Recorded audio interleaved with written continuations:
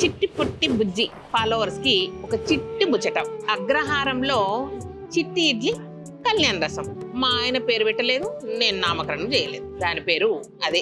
ఇప్పటి వరకు అగ్రహారంలో ఈ టిఫిన్ బాగుంటది, ఆ టిఫిన్ బాగుంటది, అది అట్లా తినుండి, ఇది ఇట్లా తినుండి అని చెప్పిన. బట్ ఈ రోజు మాత్రం నాకు బాగా నచ్చిన టిఫిన్, నేను ఎక్కువ సార్లు తినేది మీకు చూపిస్తాను అనమాట.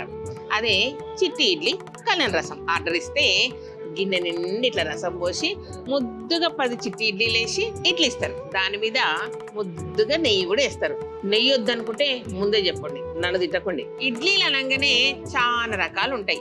మన అగ్రహారంలోనే ఘీకారం ఇడ్లీ, నార్మల్ ఇడ్లీ, రాగి ఇడ్లీ, చిట్టి ఇడ్లీ, ఇన్ని రకాలు ఉన్నాయి. స్పూన్ నిండా రసం తీసుకొని ఇట్లా ఒక్క ఇడ్లీ తీసుకోండి తినండి.